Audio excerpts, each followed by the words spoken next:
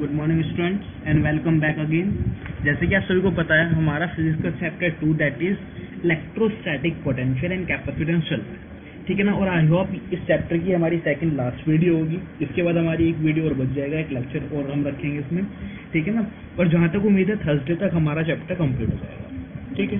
Thursday तक हमारा chapter complete हो जाएगा। फ्राइडे और सैटरडे में हम करेंगे इस चैप्टर का टेस्ट, सिंपल सा इसका हम टेस्ट लेंगे, ठीक है ना। उसके बाद मंडे से अपना नेक्स्ट चैप्टर प्रोसीड करेंगे, ठीक। ये तो वो हमारा चैप्टर किस तरह से हम आगे प्रोसीड करना है। अब जरा बात करते हैं हम इस वीडियो के अंदर पढ़ेंगे क्या। जैसे कि आप सभी को पता है हमारा लास्ट टाइम का टॉपिक चल रहा था क्या, dielectrics and polarization. Just wait, ये शुरू से स्लाइड हो जाएगी, एक मिनट रुकोगे, ठीक है।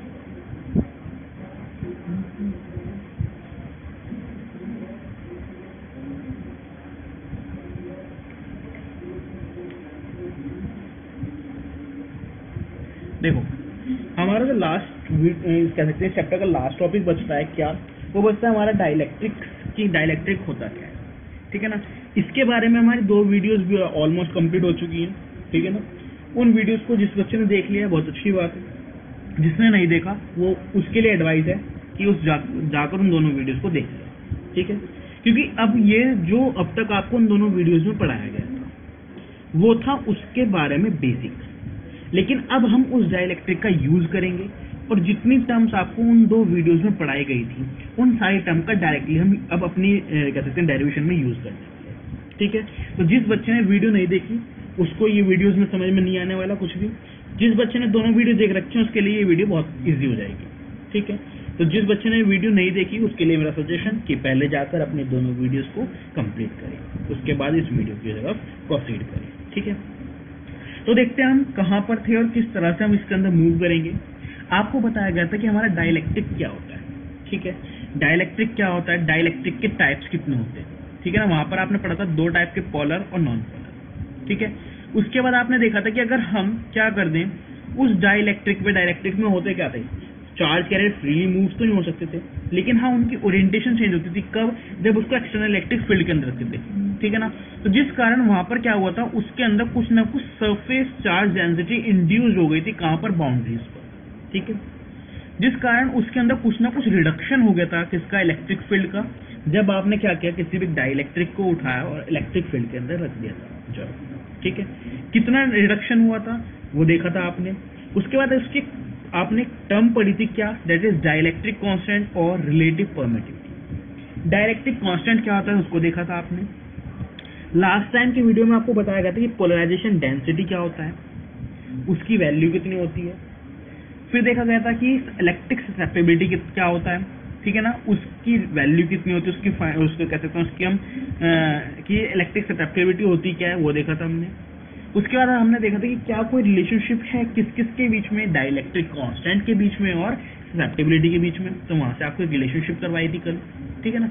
आज हम प्रोसीड करेंगे क्या कि अगर हम अपना डाइलेक्ट्रिक उठा लें, कोई भी एक डाइलेक्ट्रिक ले आए, उस डाइलेक्ट्रिक को अगर हम किसी भी कैपेसिटर के बीच में रख दें, यानी कि 2 पैरेलल प्लेट कैपेसिटर हैं, उन दोनों पैरेलल प्लेट्स के बीच में हमने क्या करा, अपना डाइलेक्ट्रिक मीडियम रख दिया, कोई भी डाइलेक्ट्रिक स्लैब उठाकर रख दी, तो कैपेसिटेंस पर क्या इफेक्ट पड़ने वाला है, कैपेसिटेंस इंक्रीज होगा, डिक्रीज होगा या सेम रहेगा, हमें ये देखना है, ठीक है। तो आइए इसको हम प्रोसीड करते हैं। क्या करा है हमने इसके अंदर, इसके अंदर सिंपल हम क्या कर रहे हैं, अपना एक कैपेसिटर, पैरेलल प्लेट कैपेसिटर उठा लिया, ठीक है। दिखाते जाना आपको, आजकल देखते जाना, ठीक है। जस्ट वेट, ये देखो आपने क्या करा, एक पैरेलल प्लेट ले लिया, पहली प्लेट ये रही और दूसरी प्लेट ये रही। ये दोनों प्लेट किसकी है, कैपेसिटर की, जिनको हमने नाम कहते हैं पैरेलल प्लेट कैपेसिटर, ठीक है। दोनों के पास चार्ज है हमारे क्या, प्लस क्यू माइनस क्यू। एक प्लेट के पास प्लस क्यू, ये रहा आपके पास प्लस क्यू, और नीचे वाला क्या है, माइनस क्यू, ठीक है। अब आपने क्या किया, उन दोनों प्लेट्स के बीच की सेपरेशन भी आपने कंसीडर कर ली क्या, स्मॉल डी। दोनों प्लेट के बीच में सेपरेशन कितनी है, स्मॉल डी, ठीक है। उन दोनों प्लेट्स के बीच में जो इलेक्ट्रिक फील्ड बन रहा है उसकी वैल्यू भी आपने कंसीडर कर ली क्या, ई नॉट। कितनी कंसीडर वैल्यू कर ली आपने, ई नॉट, ठीक है भाई। अब आपने क्या किया, उन दोनों पैरेलल प्लेट्स के बीच में एक डाइलेक्ट्रिक स्लैब रख दी, बीच में आपको दिख रहा है एक रेक्टेंगुलर टाइप में, ठीक है ना। तो आपने एक डाइलेक्ट्रिक स्लैब रख दिया जिसकी थिकनेस क्या है हमारी स्मॉल टी, क्या है उसकी थिकनेस स्मॉल टी, ठीक है। जब आप कोई भी डाइलेक्ट्रिक स्लैब किसी भी एक्सटर्नल इलेक्ट्रिक फील्ड के अंदर रखते हो तो आपको पता है उसकी बाउंड्रीज पर एक इंड्यूस सरफेस चार्ज डेंसिटी आ जाती है, यानी एक पर्टिकुलर चार्जेस इंड्यूस हो जाएंगे उसकी बाउंड्रीज पर, क्योंकि बीच वाले तो न्यूट्रल हो जाएंगे लेकिन बाउंड्रीज वाले बचते हैं, जिस कारण उसके बाउंड्रीज पर कुछ इंड्यूस सरफेस चार्ज डेंसिटी हो जाती है, ठीक है ना। जैसे कि आपको यहाँ पर दिख रहा है क्या, ये रहा माइनस QP और प्लस QP, ठीक है। अब क्या होगा जब दोनों चार्जेस आ गए माइनस QP और प्लस QP, तो सिंपल सी बात है एक प्लेट एक साइड आपकी पॉजिटिव हो गई और दूसरी साइड आपकी नेगेटिव हो गई। अब यहाँ पर भी इलेक्ट्रिक फील्ड होगा जिसकी हमने वैल्यू क्या मान ली EP, ठीक है भाई। यहाँ तक की कहानी में अब तक किसी को डाउट नहीं होगा, ये सिंपल कहानी वही है जो हमने अब तक पढ़ी है पीछे, ठीक है। जो आपका एक्सटर्नल इलेक्ट्रिक फील्ड है उसकी डायरेक्शन आपको दिख रही है डाउनवर्ड, और जो आपका इंड्यूस्ड वाली है उसकी डायरेक्शन दिख रही है आपको अपवर्ड। तो सिंपल सी बात है कुछ ना कुछ इलेक्ट्रिक फील्ड में रिडक्शन होगा और उसकी वैल्यू आपने कंसीडर क्या कर ली, ई वैल्यू कंसीडर कर ली, जो किसके बराबर है, E0 माइनस EP। E0 क्या है, E0 है आपकी external electric field minus EP क्या है आपकी पोलराइज्ड वाली इलेक्ट्रिक फील्ड। यहाँ तक कोई दिक्कत नहीं होनी चाहिए। EP की वैल्यू क्यों आई है, EP की वैल्यू इसलिए आई है क्योंकि इस बाउंड्रीज पर डाइलेक्ट्रिक के क्या हो गया, एक सरफेस चार्ज डेंसिटी इंड्यूस हो गई, जिस कारण वहां पर क्या हुआ एक इलेक्ट्रिक फील्ड बन चुका है जिसका नाम आपने क्या दिया EP, ठीक है। तो यहाँ तक तो हमने अपना प्रीवियस वीडियोस में पढ़ रखा है, ठीक है ना। डिटेल में पढ़ने के लिए उन दोनों वीडियोस को देख ले जिसने नहीं देखी, और जिसने देख रखे उसको समझ में आ जाएगा, ठीक है। अब जरा बात करते हैं क्या होने वाला है। आपको निकालना है इस पूरे सिस्टम का, किस सिस्टम का, इस पूरे सिस्टम का, क्योंकि आपने इससे पहले क्या देखा था, इससे पहले आपने देखा था कि अगर हम कोई कैपेसिटर पैरेलल प्लेट कैपेसिटर ले लें तो उसकी कैपेसिटेंस की वैल्यू आप निकाल रहे थे, वहां पर उसकी डेरिवेशन करी थी आपने, और उसकी एक पर्टिकुलर वैल्यू आई थी क्या, ε0 × A/d, यही वैल्यू आई थी, ठीक है ना। वो तो ठीक है, वो केस कब था, वो केस जब था जब उसके बीच में कोई मीडियम ना हो, वैक्यूम हो। लेकिन अब केस अलग है, क्या केस है, अब है कि अगर उसके बीच में कोई डाइलेक्ट्रिक मीडियम हो तो क्या इफेक्ट पड़ने वाला है, ये तो है ना। तो देखते हैं हमें क्या करना है, हमें अच्छा निकालना क्या है, हमें निकालना है इस पूरे सिस्टम की, किस पूरे सिस्टम की, इस पैरेलल प्लेट कैपेसिटर की, जो क्या कंटेन करके रखा है डाइलेक्ट्रिक, कुछ ना कुछ डाइलेक्ट्रिक इसने रख रखा है। इस पूरे सिस्टम की हमें क्या करना है, एक वैल्यू निकालनी कैपेसिटेंस की, ठीक है भाई, ये तो निकालना है। कैपेसिटेंस का फॉर्मूला क्या होता है, जब आपको शुरुआत में कैपेसिटेंस के बारे में पढ़ाया गया था तो वहां पर आपको फॉर्मूला पढ़ाया था C=Q/V, ये तो पढ़ाया था। Q का तो समझ में आ रहा, चलो Q तो हम वैल्यू रख देंगे, लेकिन V कहाँ से लाए, V तो हमारे पास है ही नहीं। तो हम इसके अंदर सबसे पहले V ही फाइंड आउट करेंगे कि V की वैल्यू क्या होगी, ठीक है। अब उस V को कैसे फाइंड आउट करते हैं देखते हैं। अब देखते चले जाओ क्या ये जो आपके सामने लिखा हुआ है क्या मतलब है। आपने क्या कंसीडर किया, सिंपल एक पैरेलल प्लेट कैपेसिटर ले लिया, अभी कोई डाइलेक्ट्रिक मीडियम उसके बीच में नहीं रखा। जब कोई डाइलेक्ट्रिक मीडियम नहीं रखोगे तो उस पैरेलल प्लेट कैपेसिटर कैपेसिटेंस कितना होने वाला है, वैल्यू फाइंड आउट आपने कर रखी है क्या, C0 = ε0 A/d। यहाँ तक तो वैल्यू आपने पीछे ही कह सकते हैं प्रीवियस वीडियोस में वैल्यू फाइंड आउट कर रखी है, ठीक है ना। यहाँ पे डायरेक्ट यूज कर लिया, यहाँ तक कोई डाउट। अब जब उसके बीच में कोई डाइलेक्ट्रिक मीडियम हमने नहीं रखा था तो उसकी इलेक्ट्रिक फील्ड की वैल्यू क्या थी, E0, और E0 की वैल्यू क्या होती है, σ/ε0। इसको भी हम डिस्कस कर चुके हैं किस तरह आती है, प्रीवियस वीडियो में हमारा ये भी डिस्कस हो चुका है, ठीक है ना। अब बार बार रिपीट नहीं करेंगे कि हमारे ये वैल्यूज आती है, ठीक है ना। जिस बच्चे ने प्रीवियस वीडियो आराम से देख रखी है उसको समझ में आ जाएगा, और जिसने नहीं देख रखी उसका तो भाई देखो फिर उसको पहले वो वीडियो देखनी पड़ेगी, ठीक है। तो ये भी हमें पता लग गया क्या, E0 होता है हमारा σ/ε0, यहाँ तक कोई दिक्कत नहीं होनी चाहिए, ठीक है ना। अब बात करते हैं सिग्मा। सिग्मा क्या है आपका, सिग्मा होता है सरफेस चार्ज डेंसिटी, ये तो होता है सरफेस चार्ज डेंसिटी का मतलब कितना चार्ज कंटेन हुआ हुआ है पर यूनिट एरिया के ऊपर, यानी कि Q/A। तो सिग्मा की जगह आपने क्या वैल्यू पुट कर दी, Q/A। यहाँ तक कोई डाउट नहीं होना चाहिए। यानी कि E0 की यहाँ से वैल्यू क्या निकाल लिया आपने, E0 की वैल्यू निकाल ली क्या, Q/ε0 × A। कोई डाउट यहाँ तक। अब जरा बात करते हैं V की। जरा एक बार बताओ, इस पूरे सिस्टम का आपको V निकालना है, पोटेंशियल निकालना है, ठीक है। तो कैसे निकालोगे, आपके पास तो इलेक्ट्रिक फील्ड है, तो क्या इलेक्ट्रिक फील्ड का यूज करके आप अपना पोटेंशियल निकाल सकते हो, तो दिमाग में क्लिक करना चाहिए, यस बिल्कुल निकाल सकते हैं। जब आपको पैरेलल प्लेट कैपेसिटर पढ़ाया गया था तो वहां पर भी आपने पोटेंशियल निकाला था, किसका यूज कर, इलेक्ट्रिक फील्ड का यूज कर। किस तरह से ही निकाला था, थोड़ा सा याद करने की कोशिश करो। क्या वहां पर यूज किया था, पोटेंशियल ग्रेडियंट का। पोटेंशियल ग्रेडियंट क्या होता है, कितना पोटेंशियल गिर रहा है या फिर डिक्रीज हो रहा है, कितना पोटेंशियल चेंज हो रहा है विद रिस्पेक्ट टू डिस्टेंस, ठीक है ना। उसको वैल्यू देते हो आप कि वो किसके बराबर होता है, हमारा इलेक्ट्रिक फील्ड। यानी कि वहां से आपका एक फॉर्मूला निकल के आता है, E is equal to minus में dv अपॉन dr, ठीक है। जरा माइनस साइन तो हमें सिंपल डायरेक्शन शो करता है, इसको साइड में करता है। फॉर्मूला हुआ E is equal to dv upon dr। तो क्या वहां से हम फॉर्मूला यूज कर सकते हैं, V is equal to E into r, बिल्कुल यूज कर सकते हैं, उसी का यूज करेंगे। क्या V हमें पता है, V is equal to E into r होता है। अब एक बात बताओ, इस पूरे सिस्टम में पोटेंशियल हमारा किस तरह से निकलेगा। सबसे पहले बात करते हैं, क्या अभी डाइलेक्ट्रिक स्लैब को रख रहने दो, कोई दिक्कत नहीं, रखा हुआ है, हम उसकी बात नहीं कर रहे हैं, लेकिन हम फिलहाल बाहर वाला जो कैपेसिटर जो पैरेलल प्लेट है उसकी बात करते हैं। तो उसका V कितना होगा, उसका V होगा किसके बराबर, इलेक्ट्रिक फील्ड के बराबर। कितना इलेक्ट्रिक फील्ड यहाँ उसके लिए इलेक्ट्रिक फील्ड हमारा E नॉट है या नहीं है, बिल्कुल है। उन दोनों प्लेट्स के बीच में सेपरेशन कितनी है, उन दोनों प्लेट्स के बीच में सेपरेशन हमारी D, यही तो सेपरेशन आपने कंसिडर करा था। लेकिन क्या ये D सेपरेशन है, जब आपने उनके बीच में डाइलेक्ट्रिक रखे तो कुछ ना कुछ सेपरेशन घटा होगा। कितनी सेपरेशन घटी होगी, ये T की सेपरेशन घट गई होगी। बस सिंपल, पहले D स्पेस था, अब D में से T स्पेस तो डाइलेक्ट्रिक स्लैब ने ले लिया, तो बचा कितना, D माइनस T। तो ये हो गया आपका E नॉट इंटू ब्रैकेट में D माइनस T, यही होगा, कुछ और होगा। प्लस में किसका होगा, प्लस में होगा इस डाइलेक्ट्रिक स्लैब का। इस डाइलेक्ट्रिक स्लैब का हमारा कह सकते हैं, डाइलेक्ट्रिक स्लैब का हमारा इलेक्ट्रिक फील्ड कितना है, डाइलेक्ट्रिक स्लैब का इलेक्ट्रिक फील्ड हमारा कितना है, E, यही तो है, इनटू इनके बीच में सेपरेशन कितनी है, स्मॉल t, या कुछ और है, सिंपल हम इसका यूज कर लेंगे। ये क्या, V is equal to E naught into D minus T plus E T। यहाँ तक आई होप कोई डाउट नहीं होना चाहिए, ये वैल्यू हमारी आएगी, ठीक है भाई, यहाँ तक कोई दिक्कत। अब क्या करते हैं, आपको E नोट की वैल्यू तो पता है, क्या पता है, जस्ट वेट, पहुंच हो गया एक मिनट को।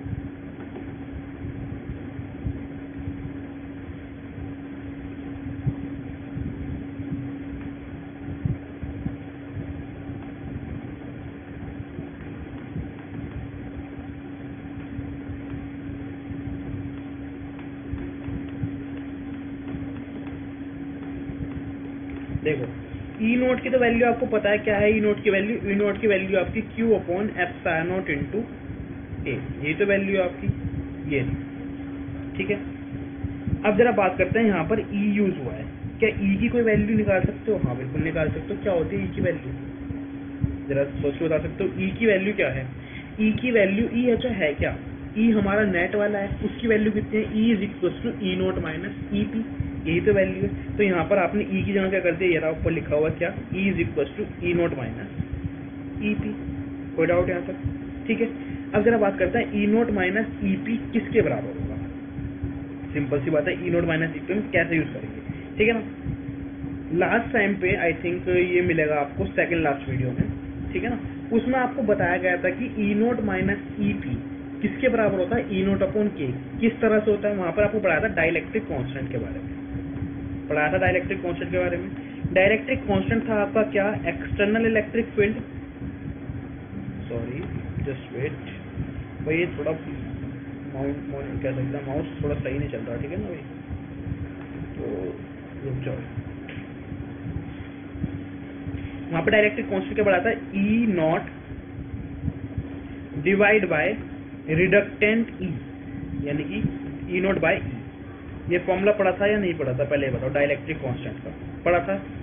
E की वैल्यू क्या होती है, E की वैल्यू होती है आपकी क्या, E naught minus E P, यही भी बताया था कि ई क्या होता है, ई नोट माइनस ई पी होता है। किस तरह से होता है, जिसको डाउट है अपनी प्रीवियस वीडियो ओपन करके देख लो, वहाँ से डाउट क्लियर हो सकता है, ठीक है ना। इसलिए बोल रहा था मैं कि जिस बच्चे ने ये वीडियो पिछले की 2 वीडियो नहीं देखी है उसको थोड़ा सा इस वीडियो में प्रॉब्लम आ सकती है। क्यों आ सकती है, क्योंकि हम डायरेक्ट उन टर्म का यूज करने वाले हैं इसके अंदर, ठीक है ना। और फिर जिस बच्चे ने उनको समझ रखा है उसके लिए तो कोई डाउट नहीं है, लेकिन जिसने नहीं समझ रखा वही सोच रह जाएगा कैसे हो रहा है, क्या चेंज कर दिया हमने, क्यों कर दिया, तो ये डाउट रहेगा, ठीक है ना।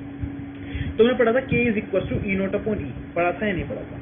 यहाँ से e की वैल्यू निकाल सकते हो, क्या निकाल सकते हो, e की वैल्यू होगी आपकी क्या, ई नोट अपॉन के, तो ये तो लिख रखा है e is equal to E naught upon k, ये कहीं और से नहीं लाए, हम डाइलेक्ट्रिक कॉन्स्टेंट से लेके आए। कोई डाउट यहाँ तक, e is equal to E naught upon k, तो इस e की जगह आपने क्या कर दिया, ई नोट अपॉन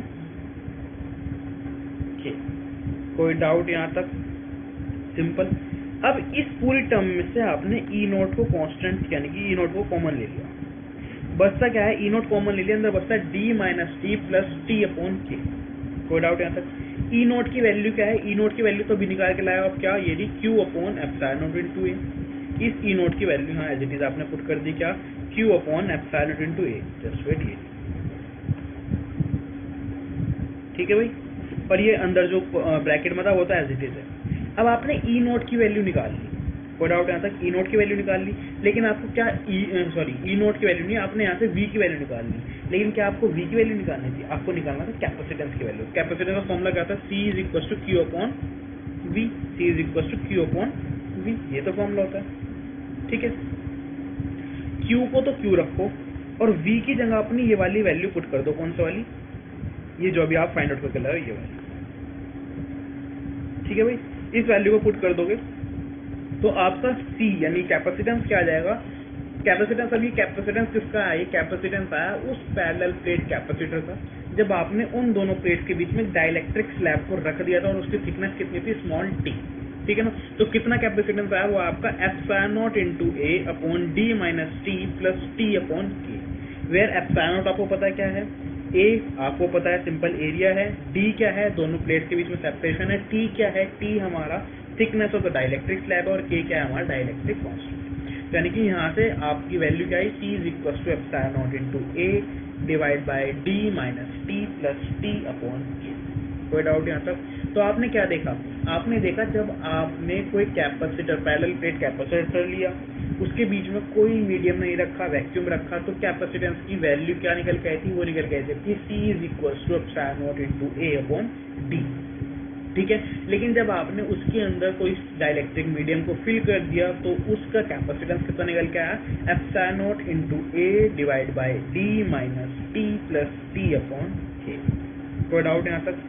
अब इसका एक स्पेशल केस है, क्या स्पेशल केस है कि अभी तक तो आपने क्या कंसीडर किया है कि इस डाइलेक्ट्रिक स्लैब की थिकनेस स्मॉल t है, लेकिन अगर इस डाइलेक्ट्रिक स्लैब की थिकनेस स्मॉल t ना हो के स्मॉल d हो जाए, क्या मतलब कि जितना भी स्पेस उन दोनों प्लेट्स के बीच में है उतने स्पेस का ही डाइलेक्ट्रिक मीडियम डाल दें, तो अब क्या फर्क पड़ेगा। तो अगर ऐसा करोगे तो क्या हो जाएगा, क्या डी टी के बराबर नहीं हो जाएगा, d is equal to t हो जाएगा। तो यही हमारा स्पेशल केस है, क्या कि जब आप डाइलेक्ट्रिक को फिल कर दोगे एंटायर स्पेस, यानी कह सकते हैं जब आपने उन दोनों प्लेट्स के बीच में जो स्पेस है वो पूरा फिल कर दिया किससे, डाइलेक्ट्रिक कोई भी मीडियम से, तो यानी कि D बराबर T हो जाएगा। अगर D बराबर T हुआ तो जरा वैल्यू पुट करना, D की जगह T वैल्यू पुट करो, तो क्या आपका फॉर्मूला ये नहीं बनेगा, C is equal to epsilon naught into A divide by T upon K। K को ऊपर ले जाओ तो आपका फॉर्मूला बनता है क्या, ये रहा, C is equal to K into epsilon naught into A upon D, यही बनेगा। अब जरा देख के बताना क्या इसको देखकर, इतने पार्ट को देखकर कुछ याद आया,